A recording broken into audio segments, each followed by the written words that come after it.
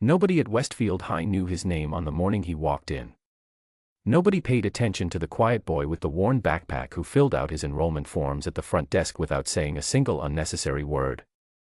The secretary handed him a schedule and a locker number. He nodded once, picked up his bag, and walked into the hallway as if he had always been there. That was how Caleb Reyes arrived. No announcement. No drama. Just a Tuesday morning in October, and a new face that most students barely glanced at twice. But by the time the final bell rang that same day, every single person in that school would know exactly who he was. Westfield High sat on the edge of a tired neighborhood on the south side of Chicago. It was not the worst school in the city, but it was not the best either. The building was old. The paint on the hallway walls had been the same shade of pale yellow for as long as anyone could remember. The gym smelled like rubber and old socks. The cafeteria served food that students ate without complaint, mostly because complaining required energy that fear had already used up. Fear was the real weather inside Westfield High. It did not come from the building or the teachers or the neighborhood. It came from one person. Derek Solis was 18 years old, a senior, and the kind of person who had learned very early in life that size and cruelty were a powerful combination. He was not the biggest student at Westfield by measurement, but he carried himself as though he was, and that posture alone was enough to make most people step out of his way. He had a group around him at all times, 5 boys who followed him through the hallways like a shadow follows a person, always there, never far behind. Derek had been running things at Westfield for nearly 2 years. He decided who sat where in the cafeteria. He decided who got left alone in the hallways and who did not. Teachers had noticed. The principal had been told. But Derek was careful about where and when he operated, and the school had developed a habit that many schools develop over time, the habit of looking away. The students had developed their own habits too. Marcus Webb, a 14-year-old freshman with round glasses and a backpack that was always slightly too heavy for his frame, had developed the habit of silence. He had learned in his first 2 weeks at Westfield that the best response to Derek and his group was no response at all. Keep your eyes down. Move quickly. Do not draw attention. If something happens, let it happen, and then move on. Every day at lunch, Marcus sat at the same small table near the east window. Every day, without fail, Derek or one of his group would walk past that table and do something. Sometimes it was a comment. Sometimes it was a shoulder check that sent Marcus's book sliding off the table. Sometimes it was worse. And every day, Marcus picked up whatever had been knocked down, straightened his glasses, and said nothing. He had told himself it was strength. He had told himself that refusing to react was a form of winning. But sitting at that table every morning, watching the clock move toward lunch, he knew the truth. He was not strong. He was just very, very tired. He was not the only one. There was a girl named Priya who had stopped wearing her favorite yellow jacket to school because Derek had made a comment about it in front of a crowded hallway and everyone had laughed.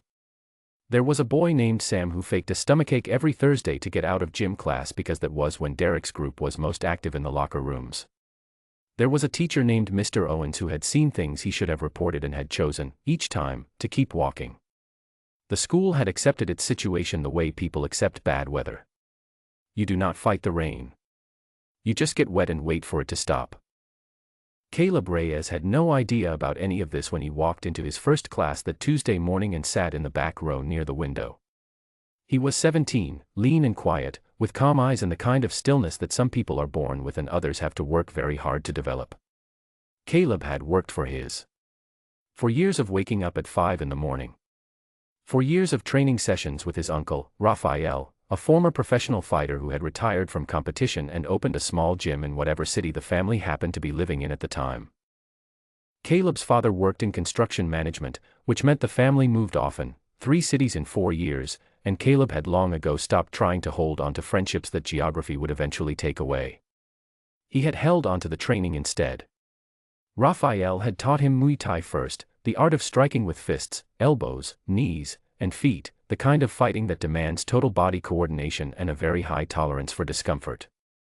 Then Brazilian Jiu-Jitsu, which is the art of fighting on the ground, of using leverage and position rather than brute strength to control a person much larger than yourself. Caleb had competed in regional tournaments. He had won matches. He had also lost matches, badly, once in front of a large crowd, and his uncle had told him afterward that the losses were where the real education lived. Raphael had also told him something else, many times, in many different ways: a person who truly knows how to fight almost never needs to. Caleb believed that. He had seen enough in his years of training and competition to understand that real violence was ugly and fast and left everyone involved worse off than before. He did not walk into Westfield High looking for anything except a quiet place to finish his senior year without complications. He ate his lunch alone that first day at a table near the center of the cafeteria. He was working through a worn paperback novel, his sandwich sitting beside it, when he heard the sound. It was not a loud sound.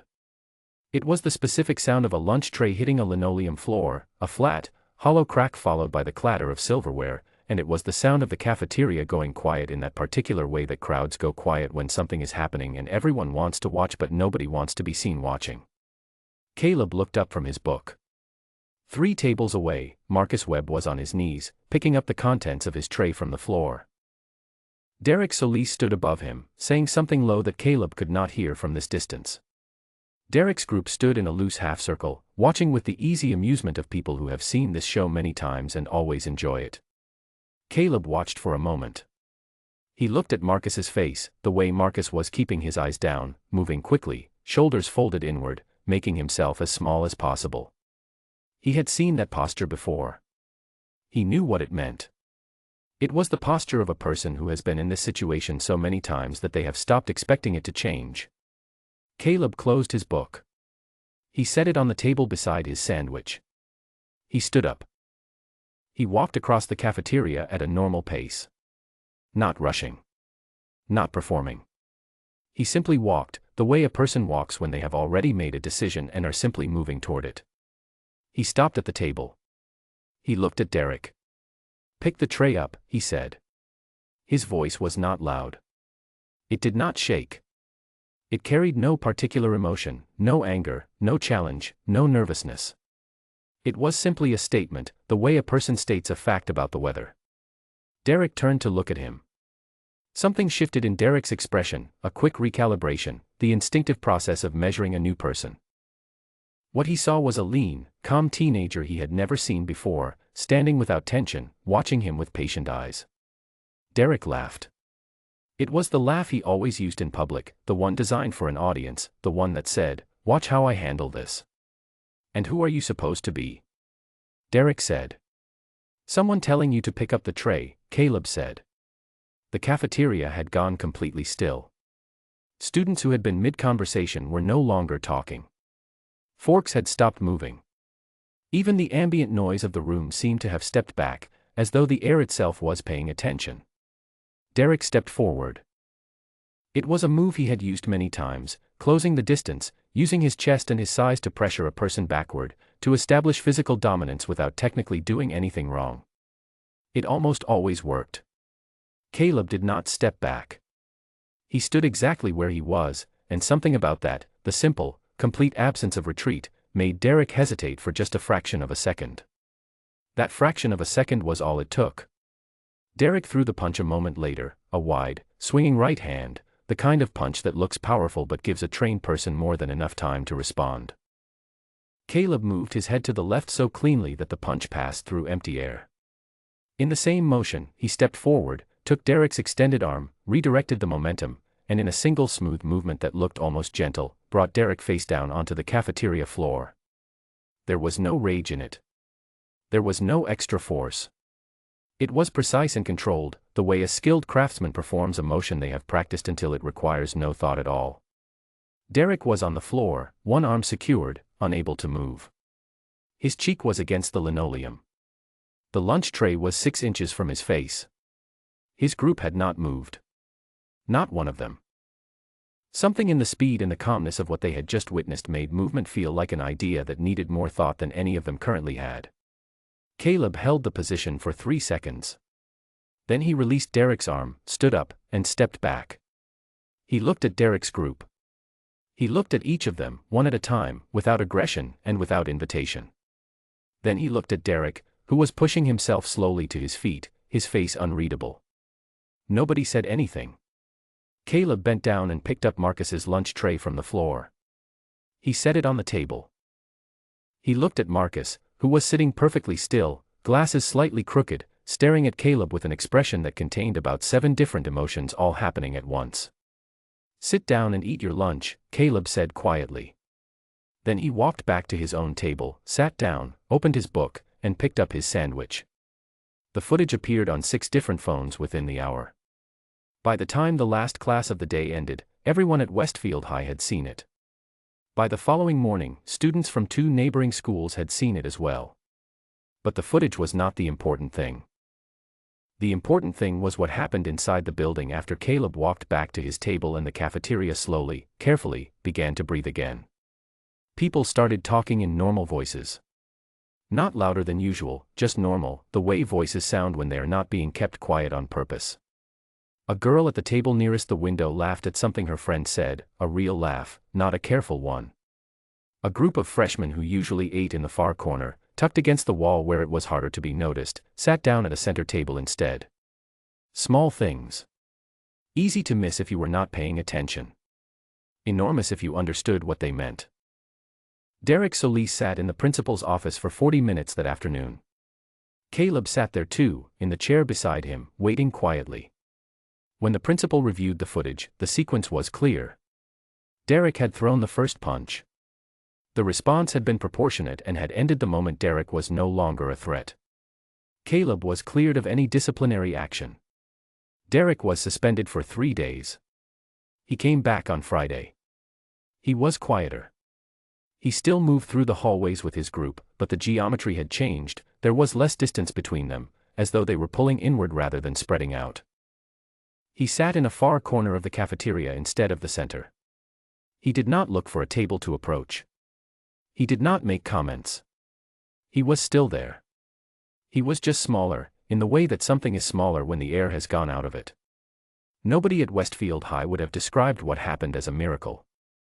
The school did not transform overnight into a peaceful place. Problems do not vanish that quickly, and anyone who tells you they do is leaving out the complicated parts. But something had shifted, genuinely and permanently shifted, in the feeling of the hallways and the classrooms and the cafeteria.